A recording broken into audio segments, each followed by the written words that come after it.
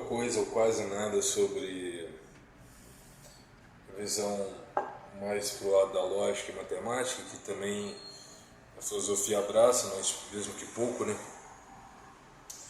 Não é fácil extrair alguma coisa desse livro, não. Acho que esse segundo livro, que vamos dizer, segundo entre aspas, né, porque o primeiro era mais uma... O primeiro que eu digo é a cultura brasileira e seus equívocos, que foi mais uma explanação que ele deu, né, na abertura, se não me engano, uma homenagem que foi feita no colégio em que ele lecionou. É um discurso de posse na recepção da Cátedra de Filosofia do Colégio Pedro II. Então, um filósofo que foi grande e, ao mesmo tempo, preferiu terminar os seus dias ali, dando aulas de filosofia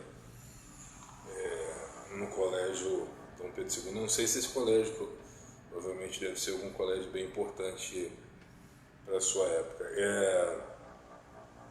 Vamos aqui continuar aqui tentando ver mais alguma coisa, algum pedacinho aqui para, né, vamos ver se dá para avançar alguma coisa.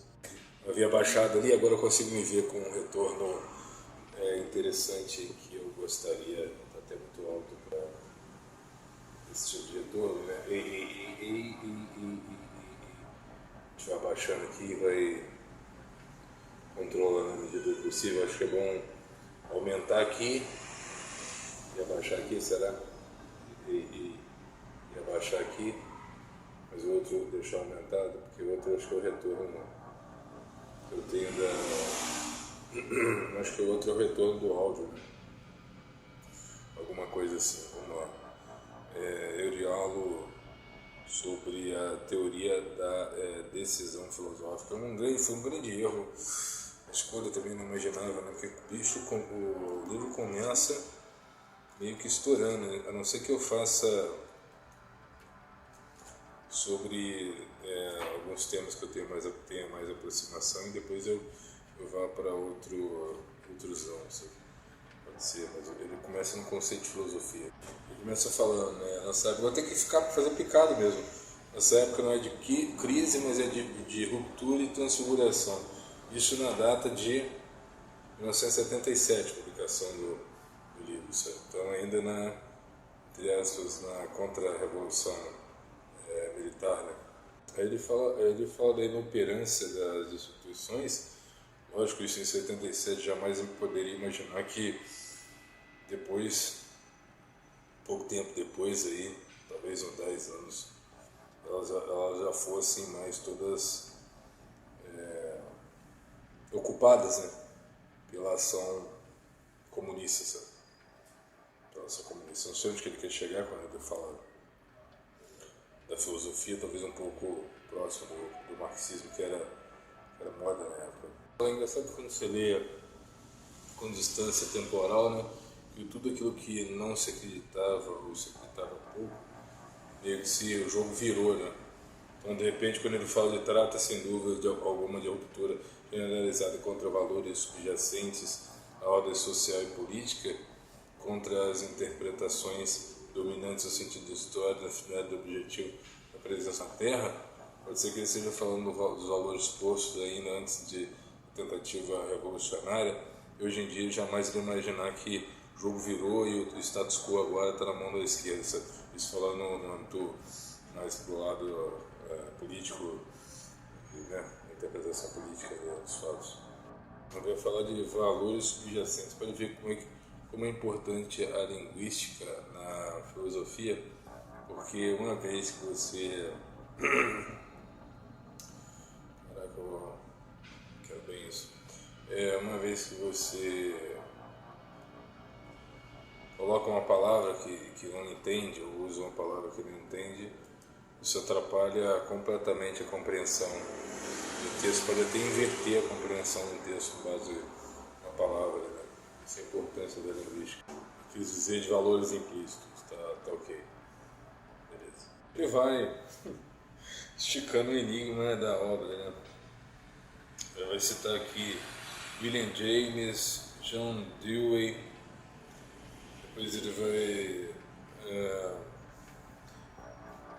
depois Depois ele vai citar alguns aqui do behaviorismo como Watson, também desconheço, da linguística como Bloomfield, também desconheço. Depois estou falei das ideias, rigor, da forma, então conduta como critérios incentivos. Daí por diante, ele vai citando um montão de cada depois, e aí continua ainda o enigma da obra. Esse sim é um polímata, né? Citou também vários filósofos que eu nunca ouvi falar. Citou também o outro aqui chamado Rudolf Carnap. Rudolf Carnap, um filósofo alemão também. Vários pensadores que eu jamais imaginei que pudesse encontrar. Eu estou encontrando através da sua, de certa forma, sua indicação. Eu gostei dos temas da pedagogia, da história da filosofia, etc. Do John Dewey, acho que não sei se é assim que pronuncia. E vou anotando aqui, aproveitando para agregar mais aqui, pensadores. Agora ele está falando no capítulo, no tema seguinte da metafísica e rigor formal. Ele passa aqui, de certa forma, mostrando um certo conhecimento a respeito daquilo que eu temo em ignorar, né? Vai falar sobre Newton, vai falar sobre Tycho Brahe, vai falar sobre Galileu, Philip Franklin, vários autores aqui que eu nunca ouvi falar, mais uma vez sobre Newton. Aí ele vai falar também sobre Einstein, depois de Newton, vai falar sobre a questão das teorias, né, referente à gravidade e outras semelhantes e tal, a continuação dessas. Falou também sobre Faraday, físico químico britânico. Falou também sobre o matemático inglês Louis Pierre Confignon. Só o cara que eu faço a mínima ideia.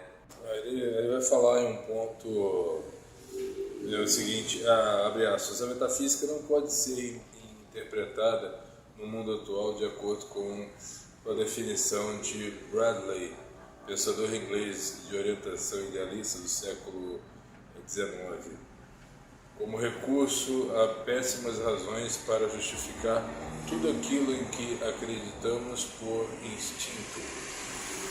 Essa metafísica